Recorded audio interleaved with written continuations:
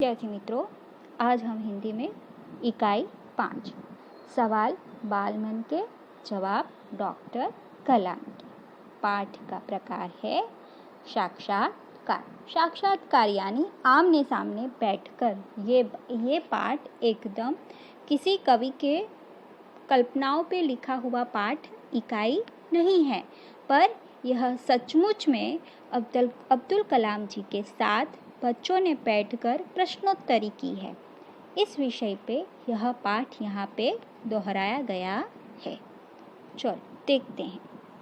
प्रश्नोत्तर शैली में प्रस्तुत यह साक्षात्कार डॉक्टर अबुल पाकिर जैनालुद्दीन अब्दुल कलाम से बच्चों की बातचीत पर आधारित है ना। प्रस्तुत पाठ में प्रश्नोत्तर शैली में प्रस्तुत यह साक्षात्कार। प्रश्नोत्तर शैली यानी कि बच्चों ने अब्दुल कलाम जी के साथ प्रश्न पूछे और उन्होंने उत्तर दिए, यानी कि ऐसी वार्तालाप है। यहाँ पे जो आज हम पढ़ने वाले हैं वो शैली है प्रश्नोत्तर शैली। और यहाँ पे सब बच्चे नोट करेंगे डॉक्टर अब्दुल कलाम का पूरा नाम, डॉक्टर अबुल पाकिर जैनालुद्दीन अब्दुल कलाम। यह बातचीत तब संपन्न हुई थी जब डॉक्टर कलाम राष्ट्रपति पद पर आसीन थे। यानी कि यह बात किस समय की है? उस समय की है जब डॉक्टर अब्दुल कलाम राष्ट्रपति पद पर आसीन थे, यानी कि वह राष्ट्रपति पद पर बैठे हुए थे। तब हमारे भारत के वह राष्ट्रपति थे। वे बच्चों की जिज्ञासाओं का तुरंत उत्तर देने के लिए सदैव तत्पर रहते थे, है ना। वो बच्चों की जिज्ञासा यानी कि जानने की इच्छा, यानी कि बच्चों के मन में जो प्रश्न खड़े होते हैं उस जिज्ञासा को वो तुरंत उसका प्रश्न के उत्तर दे देते थे, तत्पर रहते थे, यानी सदैव तैयार रहते थे। प्रश्नकर्ता आर अरविंद, कक्षा 3, सेंट मेटे स्कूल, चेन्नई। क्या आप अपने बचपन की कोई यादगार घटना हमें सुना सकते हैं? यह विद्यार्थी कहाँ का है? सेंट मेटे स्कूल, चेन्नई। और यह कौन सी कक्षा का विद्यार्थी है? कक्षा नंबर 3। और उसका नाम क्या है? आर अरविंद। बच्चे ने क्या प्रश्न पूछा? देखो, तीसरी कक्षा में पढ़ने वाले बच्चे ने क्या प्रश्न पूछा? क्या आप अपने बचपन की कोई यादगार घटना हमें सुना सकते हैं? डॉक्टर कलाम, कक्षा 5वीं में मेरे शिक्षक श्री शिव सुब्रमण्यम अय्यर की एक बात मुझे याद है ना। डॉक्टर कलाम ने क्या कहा कि जब वे 5वीं कक्षा में थे तब उनके जो शिक्षक थे शिव सुब्रमण्यम अय्यर, उनकी एक बात उन्हें अभी तक याद थी कि एक दिन कक्षा में वे हमें यह बता रहे थे कि कोई पक्षी कैसे उड़ता है। उन्होंने हमें रामेश्वर के समुद्र तट पर ले जाकर उसका जीवंत उदाहरण दिया, है ना। कि उनके जो शिक्षक थे उन्होंने वो क्या बताया कि पक्षी कैसे आकाश में उड़ता है, तो उसका जीवंत यानी कि सचमुच का उदाहरण सामने वो कहाँ लेके गए? समुद्र तट पर। उन्होंने हमें रामेश्वर के समुद्र तट पर ले जाकर इसका जीवंत उदाहरण दिया, लेकिन आबेहूब वह ऐसी यादगार घटना थी जो मेरे मन मस्तिष्क में हमेशा के लिए बैठ गई। इसी से मुझे आगे विज्ञान पढ़ने की प्रेरणा मिली। इस प्रसंग से हमारे राष्ट्रपति जी को विज्ञान पढ़ने की प्रेरणा मिली। उन्होंने वहाँ ही परीक्षण कर लिया था कि आकाश में पक्षी कैसे उड़ते हैं। उनके शिक्षक ने यह वहाँ सिखाया था और आबेहूब यानी कि वहीं सचमुच का वह उदाहरण समझाया था। प्रश्नकर्ता सरयू मकर, कक्षा 5, वाल्मीकि नगर हिंदी माध्यमिक शाला, नागपुर का यह विद्यार्थी है। सरयू मकर, कक्षा 5वीं कक्षा का विद्यार्थी है। उनका प्रश्न क्या है? चलो देखते हैं। बचपन में हमें किस भाषाओं को प्रमुखता देनी चाहिए? डॉक्टर कलाम ने क्या उत्तर दिया कि मैंने स्वयं माध्यमिक शिक्षा तक की पढ़ाई अपनी मातृभाषा के माध्यम से पूरी की है ना। डॉक्टर कलाम क्या कहते हैं कि मैंने स्वयं यानी कि खुद माध्यमिक शिक्षा तक पढ़ाई अपनी मातृभाषा के माध्यम से पूरी की है। कॉलेज और उससे आगे की शिक्षा अंग्रेजी माध्यम की संस्थाओं में हुई है ना। कॉलेज और उससे आगे की शिक्षा अंग्रेजी माध्यम की संस्थाओं में हुई, यानी उन्होंने माध्यमिक तक यानी कि 1 से 8 तक कौन सी भाषा में पढ़ाई की? मातृभाषा में, अपनी मातृभाषा में जो उनकी है। हमारी मातृभाषा कौन सी है? हमारी मातृभाषा है गुजराती। मेरा मानना है कि वह हम कॉलेज में भी माध्यम के रूप में मातृभाषा का चुनाव कर सकते हैं। क्यों नहीं? अवश्य कर सकते हैं, क्योंकि कॉलेज में जब हम पढ़ाई करने जाते हैं ना, तो वहाँ हमें अपने मन पर चाहे विषय का सिलेक्शन का ऑप्शन मिलता है, क्योंकि वह अपनी मातृभाषा में ही सोचता है। ऐसे में अपनी बात सहजता से कहने में सक्षम होता है। पर इसमें कोई भी दो राय नहीं दी कि वैश्विक स्तर पर संपर्क के लिए हमें अंग्रेजी जैसी एक संपर्क भाषा की नितांत आवश्यकता है ना। यहाँ पे अब्दुल कलाम यह समझाना चाहते हैं कि मातृभाषा एक ऐसी शिक्षा का माध्यम है। हम बचपन से जब हम छोटे होते हैं, हम जैसे जैसे बड़े होते हैं, घर में जो हमारी भाषा होती है, मातृभाषा जो होती है, हम सबसे पहले वही सीखते हैं, है ना विद्यार्थी मित्रों। तो यहाँ पे कलाम यही कहना चाहते हैं कि हम चाहे कितनी भी पढ़ाई कर ले, कोई भी विषय में आगे पढ़े, पर हमारे मन में जो विचार आता है वो सबसे पहले हमारी मातृभाषा में ही हमें विचार आता है। हम कुछ भी व्यक्त करेंगे सबसे पहले तो वो हमारी मातृभाषा में ही व्यक्त करेंगे, फिर बाद में हम दूसरे विषय में उसका ट्रांसलेट यानी कि अनुवाद कर सकते हैं। प्रश्नकर्ता अर्श पटेल, प्रश्नकर्ता क्या नाम है? अर्श पटेल, कक्षा 5, 5वीं कक्षा का स्टूडेंट है, चंडूलाल विद्या मंदिर मुंबई। उनका प्रश्न क्या है? यदि हम आपकी तरह बनना चाहे तो हमें क्या करना चाहिए? वेरी गुड, अच्छा प्रश्न पूछा है बच्चे ने। डॉक्टर कलाम, जब आप युवा अवस्था में कदम रखें तभी आपको जीवन में लक्ष्य निर्धारित कर लेना होगा, है ना। एक बात बिल्कुल सही है कि जब आप युवा अवस्था में, यह अवस्था ऐसी होती है कि आपके पास इतना तो ज्ञान आ ही जाता है कि आपको किस विषय में ज़्यादा इंटरेस्ट है, रस है, और आप उसमें आगे बढ़ सकते हो। हमेशा कुछ बड़ा सोचो। जैसे ही यह अनुभूति हो कि आप आखिर बनना क्या चाहते हैं, तभी से उस दिशा में प्रयास और श्रम प्रारंभ कर दो। सही बात है, हमेशा कुछ बड़ा सोचो, हमें बड़ा ही सोचना चाहिए।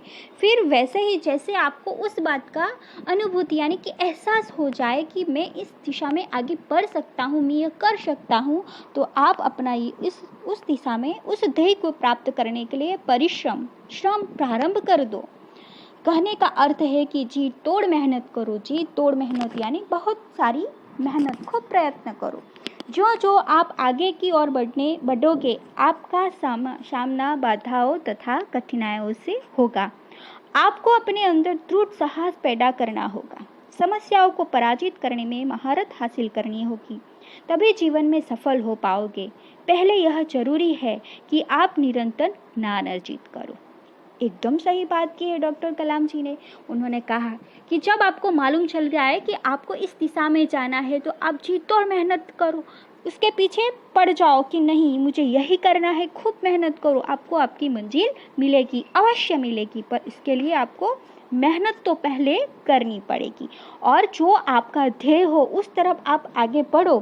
तो ये बात तो सही है कि यहाँ पे जाने के लिए आपके रास्ते में कई सारी बाधाएं आएंगी, पर वहाँ हमें निराश नहीं होना है। वहाँ हमें धीरज रखकर उस प्रश्न का हल ढूंढना है, हल निकाल कर उस समस्या का निकाल करके फिर हमें आगे बढ़ना है।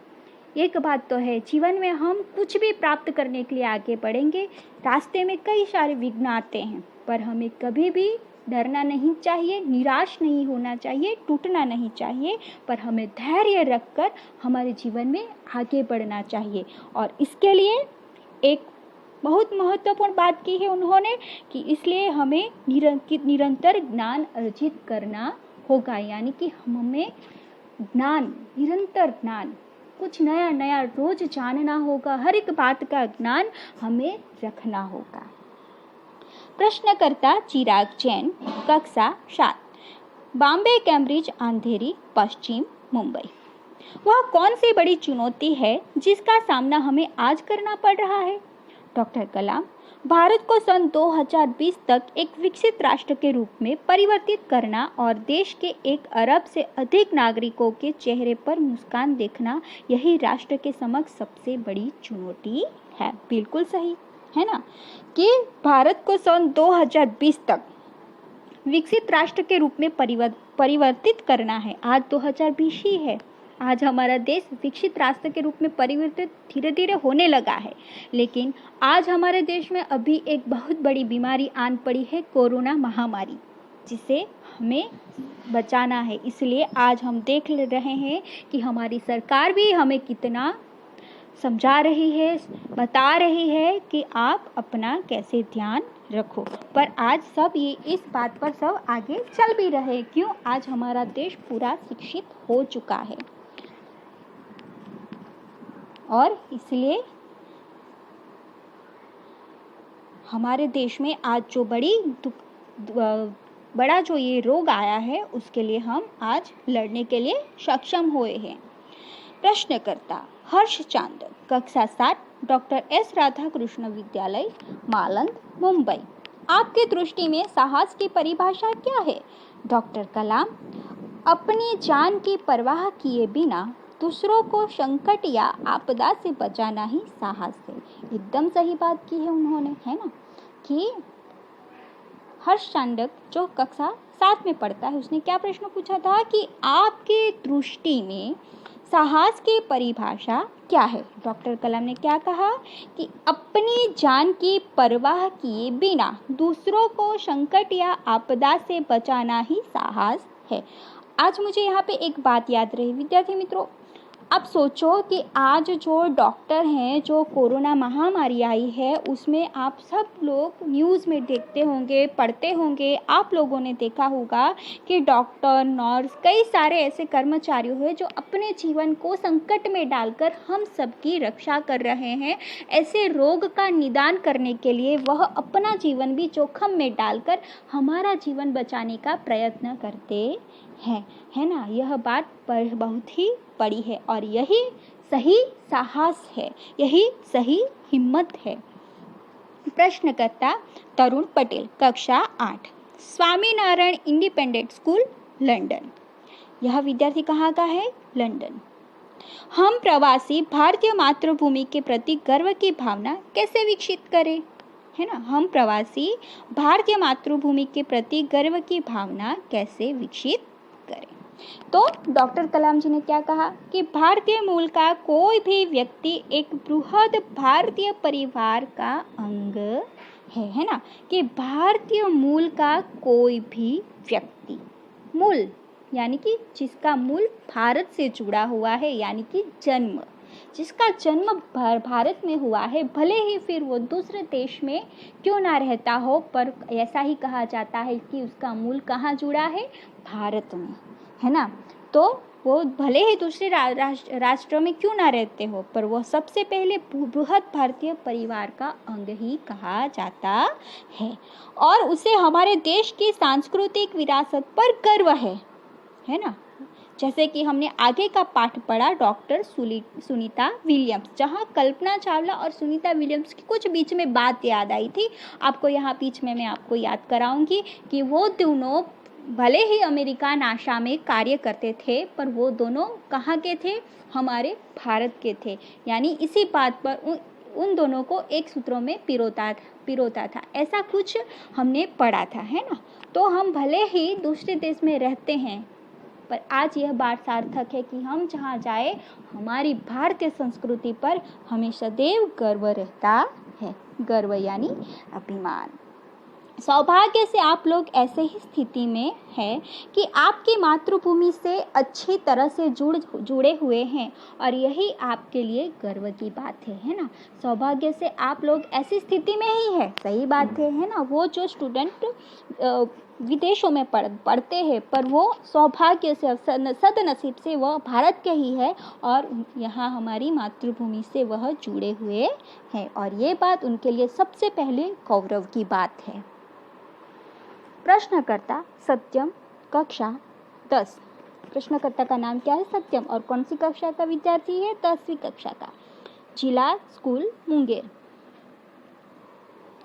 जो भी बच्चे आपसे मिलते हैं वे कहते हैं कि वे एक प्रसिद्ध वैज्ञानिक, इंजीनियर, डॉक्टर आदि बनना चाहते हैं, पर किसान, मजदूर और कलाकार भी किस राष्ट्र के लिए इतने ही महत्वपूर्ण हैं? हम ऐसे ही परिवारों से आते हैं, हमारे लिए आपका क्या संदेश है?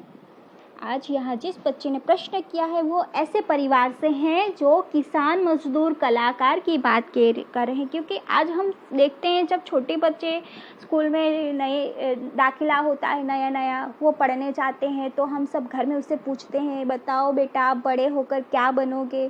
तो वो खुद खुश होकर बड़े उत्साह से बोलते हैं कि मुझे डॉक्टर बनना है, मैं इंजीनियर बनूंगा, मैं पुलिस बनूंगा, वगैरह वगैरह। बालक ऐसे बोलते हैं, उत्तर देते हैं, पर कोई भी बालक ऐसा तो नहीं बोलता कि मैं एक बड़ा किसान बनूंगा, मैं मजदूर बनूंगा, मैं कलाकार बनूंगा। ऐसा कोई विद्यार्थी बोलता नहीं है ना? पर यहाँ पे डॉक्टर कलाम ने इसका क्या उत्तर दिया, देखते हैं। किसान, मजदूर, कलाकार और दस्तकार ये सभी हमारे राष्ट्र के अभिन्न अंग है। राष्ट्र निर्माण में हमें उन सभी की सेवाओं की समान रूप से दरकार है। आप सभी को चाहिए कि अपने अपने क्षेत्र में खूब उन्नति करें। डॉक्टर कलाम जी क्या कहते हैं कि आज हमारे देश में ये सारे पात्र हैं, यानी कि किसान, मजदूर, कलाकार, दस्तकार यानी कि जो मूर्तियां बनाते हैं, कलाकार जिसमें सारे आ जाते हैं, जो जैसे कि सुथार, कुम्हार, ऐसे सारे आ जाते हैं। दस्तकार यानी कि शिल्पकार जो मूर्तियां बनाते हैं। तो ये हमारे राष्ट्र का एक अभिन्न अंग है, जिसके बिना हमारा यह देश अधूरा है। डॉक्टर, इंजीनियर, वैज्ञानिक तो सब बनते हैं, पर उससे पहले इनका महत्व सबसे अलग है, पहले है।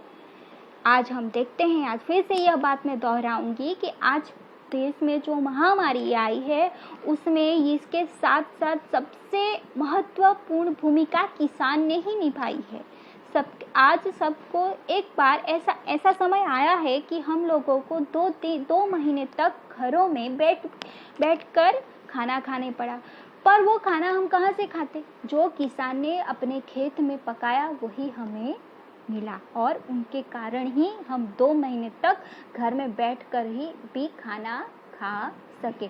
वो मेहनत ही नहीं करते, धान ही नहीं उगाते खेतों में, तो हम खाना कहाँ से खाते? कभी सोचा है आप लोगों ने? यानी वे हमारे देश का, वो कहते हैं ना कि किसान हमारे देश का पिता है। राष्ट्र निर्माण में हमें इन सभी की सेवाओं का समान रूप से दरकार है, यानी कि इसकी कीमत है कि राष्ट्र का निर्माण करने में इन लोगों की जो सेवाएं हैं वो समान रूप से हमें दरकार है, यानी कि उसकी हमें समान रूप से उसकी कीमत है। आप सभी को चाहिए कि अपने अपने क्षेत्र में खूब उन्नति करो। आप सभी को चाहिए कि अपने अपने क्षेत्र में खूब उन्नति करें, यानी कि यहाँ पे डॉक्टर कलाम कहते हैं कि आप सभी को अपने अपने क्षेत्र में खूब बहुत ही उन्नति करनी चाहिए। प्रश्नकर्ता रोहित चतुर्वेदी, कक्षा 11, इस्माइल इंटर कॉलेज, इटावा। आप कहते हैं कि भारत 2020 तक विकसित राष्ट्र बन जाएगा, पर निरंतर बढ़ती जनसंख्या और बेरोजगारी इसे संभव होने देगी? डॉक्टर कलाम, विकास स्वयं जनसंख्या वृद्धि को रोकने की अचूक औषधि है। इसमें जन शिक्षा, विशेषकर स्त्री शिक्षा की बात भी सम्मिलित है। इसी से छोटा परिवार, सुखी परिवार की मान्यता को बल मिलता है। भारत 2020 का मिशन यहाँ के युवाओं को रोजगार के पर्याप्त अवसर सुलभ कराएगा।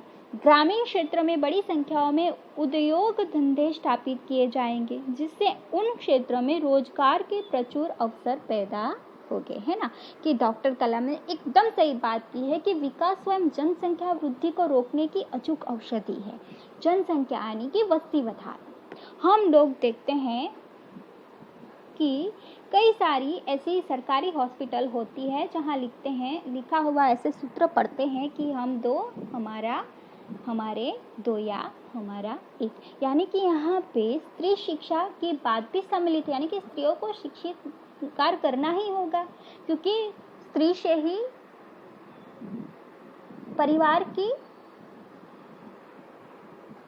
परिवार आगे बढ़ता है ना। पहले ऐसा माना नहीं जाता था, पर अब ऐसे सूत्र हमें देखते हैं कि छोटा परिवार सुखी परिवार, यानी कि एक घर में 2 से अधिक बच्चे ना हो, क्योंकि ऐसी समझ बड़ों में आ जाती है, क्योंकि वो पढ़े लिखे होते हैं, है ना। जैसे जैसे जनसंख्या की वृद्धि कम होगी वैसे वैसे यह जो बेरोजगारी है वो भी कम होगी। जो लोग बेरोजगारी कम होगी तो कई सारे युवाओं को अच्छे से काम मिलेंगे, है ना, और ग्रामीण क्षेत्रों में भी उद्योग धंधे स्थापित किए जाएंगे, जिससे उसे पूरी तरह रोजगार प्राप्त होगा। वो बेरोजगारी से नहीं घर पे बैठे रहेंगे, निराश नहीं होंगे। यानी कि पहली बात तो जनसंख्या पे वृद्धि रोकना, जनसंख्या की वृद्धि को रोकना जरूरी है। और दूसरी बात, स्त्री वर्ग के साथ साथ सभी को शिक्षित करना जरूरी है। प्रश्नकर्ता अर्श मेहता, कक्षा 12, तेजस हाई स्कूल, बड़ौदा का यह स्टूडेंट है। आपको ऐसा क्यों लगता है कि 2020 तक भारत विकसित राष्ट्र बन जाएगा? डॉक्टर कलाम, भारत की जनसंख्या 1 अरब से अधिक है। कितनी? 1 अरब से अधिक भारत की जनसंख्या। इसमें 54 करोड़ लोग 25 वर्ष के कम आयु के हैं। ये हमारी राष्ट्र शक्ति है ना। जिसमें जो 54 करोड़ लोग हैं उसमें 25 वर्ष यानी कि 25 वर्ष के कम आयु के कई सारे युवा वर्ग है। ये हमारी राष्ट्र शक्ति है, क्योंकि वो जैसे जैसे बड़े होंगे वैसे आगे बढ़ेंगे, वैसा ज्ञान प्राप्त करेंगे। भारत को 2020 तक विकसित राष्ट्र में परिवर्तित करने के लिए हमारे पास प्रचुर प्राकृतिक संसाधनों के साथ ही सुनियोजित खाका भी उपलब्ध है। कि 2020 तक विकसित राष्ट्र में परिवर्तित करने के लिए, परिवर्तित यानी कि फेरो, उसमें अलग से परिवर्तन लाना, और प्रचुर प्राकृतिक संसाधनों के साथ ही सुनियोजित खाका भी उपलब्ध है। यानी कि नियम वैसे घड़े जाएंगे। 54 करोड़ युवाओं के विचारों की एकता निश्चय ही इसे विकसित राष्ट्र में परिवर्तित करने में सफल होंगी। सही बात है, क्योंकि 54 करोड़ जो स्टूडेंट होंगे वो इतनी पढ़ाई लिखाई में सक्षम तो होंगे, तो वो नई विचारधारा प्रस्तुत करेंगे और हमारे देश में कुछ नया परिवर्तन लाएंगे। प्रश्नकर्ता एस कार्तिक, कक्षा 12, अमरज्योत इंग्लिश स्कूल, बंगलुरु। कई छात्रों के बड़े बड़े लक्ष्य होते हैं, पर आर्थिक तथा अन्य समस्याओं के कारण वे उन्हें प्राप्त नहीं कर पाते। वे अपना लक्ष्य आखिर कैसे प्राप्त करें? तो डॉक्टर कलाम, स्कूल में पढ़ाई में अच्छा प्रदर्शन करने पर छात्रवृत्ति प्राप्त होगी। छात्रवृत्ति यानी कि स्कॉलरशिप, कि जो विद्यार्थी स्कूल में पढ़ाई में अच्छा प्रदर्शन करे तो उसे स्कॉलरशिप मिलती है। साथ ही उच्च शिक्षा के लिए बैंकों से ऋण लेने हेतु पात्रता भी बनेगी, है ना। आज कई बैंकों में ऐसी पात्रता, जो हम अच्छे अभ्यास में जो हम अच्छे हैं, हमारे परसेंटेज अच्छे आते हैं, तो हमें आगे पढ़ने के लिए बैंक लोन देता है। जीवन में उच्च लक्ष्य निर्धारित करने पर बाधाओं तो आती ही है ना। जीवन में ऊंचा लक्ष्य निर्धारित करने पर बाधाएं तो आती ही है। हमने पहले आगे जो बात की कि हमें कोई भी लक्ष्य निश्चय कर ले, वहां तक जाने के लिए हमें कई सारी बाधाओं का सामना तो करना पड़ेगा। हमें कठोर परिश्रम और उत्कृष्ट कार्य से उन्हें पराजित करना होगा। कठोर परिश्रम, कठोर यानी कि बहुत सारी मेहनत, जी तोड़ मेहनत करनी पड़ेगी। विघ्न बाधाओं से व्यक्ति को पराजित नहीं होना चाहिए। मैंने आपको पहले भी बताया है ना कि विघ्न बाधाओं जो आए उसे व्यक्ति को पराजित यानी कि हार नहीं माननी चाहिए, नहीं निराश होना चाहिए, पर वहाँ हमें क्या रखना चाहिए? धैर्य और समझ शक्ति। प्रश्नकर्ता, मिथुन के तृतीय वर्ष बी लेवल AICT अमृतापुरी। भारत को विकसित राष्ट्र बनाने में राजनीतिज्ञ की क्या भूमिका होनी चाहिए? डॉक्टर कलाम, जिम्मेदार राजनीतिज्ञ दूरदर्शितापूर्ण नीति बनाता है। जो जिम्मेदार राजनीतिज्ञ यानी कि जो राजकारण में कार्य करता है, जो जिम्मेदार है, वो दूरदर्शितापूर्ण यानी कि बहुत लंबी सोच कर उसका कुछ प्लानिंग बनाते हैं और अपने देश में कुछ महत्व की भूमिका बजा जाते हैं। जैसे कि महात्मा गांधी ने निष्ठा के राजनीतिक सिद्धांत को सत्य, अहिंसा तथा निस्वार्थ भावना में ढालते हुए ब्रिटिश शासकों के विरुद्ध अपनी लड़ाई छेड़ी थी, है ना। कि महात्मा गांधी ने निष्ठा के राजनीतिक सिद्धांत और राजनीतिक सिद्धांत थे उनके राजनीतिक सिद्धांत को सत्य, अहिंसा तथा निस्वार्थ भावना में ढालते हुए ब्रिटिश शासकों के विरुद्ध अपनी लड़ाई छेड़ी थी।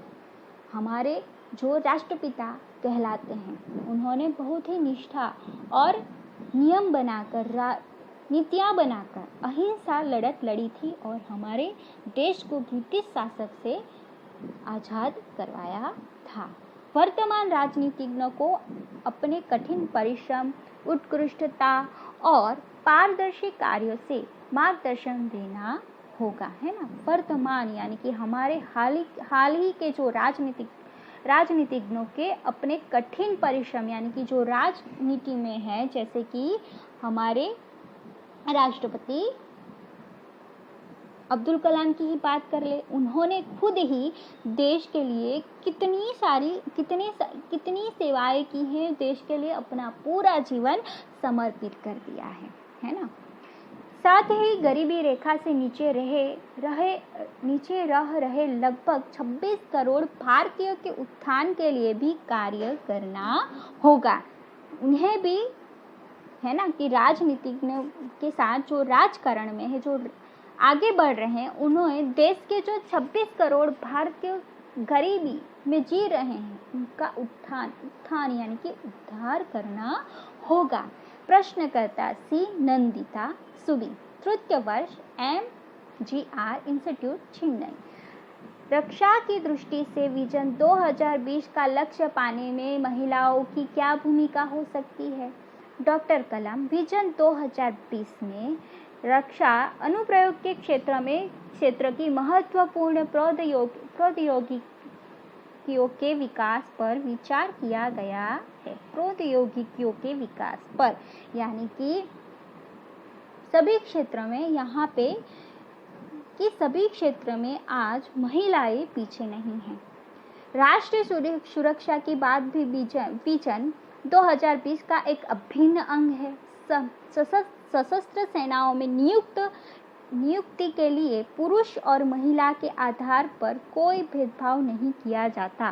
तीनों सेनाओं में पर्याप्त महिला अधिकारी नियुक्त है। राष्ट्रीय रक्षा क्षमताओं में वृद्धि के लिए महिलाएं उच्च स्तरीय स्मारक सेना बहुगुणक उपकरणों पर कार्य करके भी अपना सहयोग दे सकती है ना। विद्यार्थी मित्रों, यहाँ पे डॉक्टर कलाम ने कहा है कि आज महिलाएं किसी भी क्षेत्र में पीछे नहीं है और साथ ही साथ हमारे देश की जो 3 सेनाएं गिनी जाती है, कौन सी? वायुसेना, आर्मी और जल सेना। आज इन तीनों क्षेत्रों में ऐसी सक्षम महिलाओं का भी चयन किया जाता है और वे भी देश की रक्षा के लिए अपने जीवन का योगदान देती है। यानी आज महिलाएं किसी भी क्षेत्र में पीछे नहीं है। प्रश्नकर्ता जोधपुर दौर पर डॉक्टर कलाम से एक बच्चे द्वारा पूछा गया प्रश्न। जोधपुर दौरे पर यानी कि जब कलाम जी जोधपुर दौरे पर यानी कि वहाँ घूमने गए होंगे, वहाँ पे एक बच्चे ने उसे प्रश्न पूछा था कि क्या आप अतिवृष्टि व्यक्तियों के द्वार पर हो रहे अनावश्यक खर्चे कम नहीं कर सकते? अति विशिष्ट व्यक्ति यानी कि जो विशिष्ट व्यक्ति होते हैं वो जब हमारे जिले में आते हैं, गांव में आते हैं या दूसरे देश में जाते हैं तो उनकी आगता स्वागता के लिए जो खर्च होते हैं क्या उसमें कम नहीं हो सकता है ना? बात तो सही है। डॉक्टर कलाम ने क्या कहा, तुमने इस मंच पर एक बड़ी सी कुर्सी देखी होगी, मंच यानी स्टेज। वह कुर्सी अब यहाँ पर नहीं है। ठीक ऐसे ही अनुत्पादक चीजों पर हो रहे अनावश्यक खर्च भविष्य में नहीं होंगे। एकदम सही बात। क्यों भविष्य में नहीं होंगे? तो तब तक सारी प्रजा जागृत हो जाएगी, सब शिक्षित वर्ग हो जाएंगे, है ना। शब्दार्थ जीवंत यानी कि जीवित, जीता जागता। उदाहरण मातृभाषा यानी माँ, परिवार की भाषा। वैश्विक विश्व संबंधी। बृहद यानी कि बड़ा, महान, भारी, विरासत, धरोहर। दस्तकार शिल्पकार। दरकार जरूरत, उत्कृष्ट, उत्तम, श्रेष्ठ। विघ्न बाधा, अड़चन। पारदर्शी जिसके आर पार देखा जा सके, बहुत गुणक, बहुत अधिक संख्या में। निष्ठा, श्रद्धा, विश्वास। अनुत्पादक जो उत्पन्न ना कर सके। अति विशिष्ट बहुत महत्वपूर्ण। स्मारक समय या युद्ध से संबंध रखने वाला। खाका यानी ढांचा, नक्शा, मौसदा, आलेख। प्रचुर यानी पर्याप्त। नमस्ते विद्यार्थी मित्रों।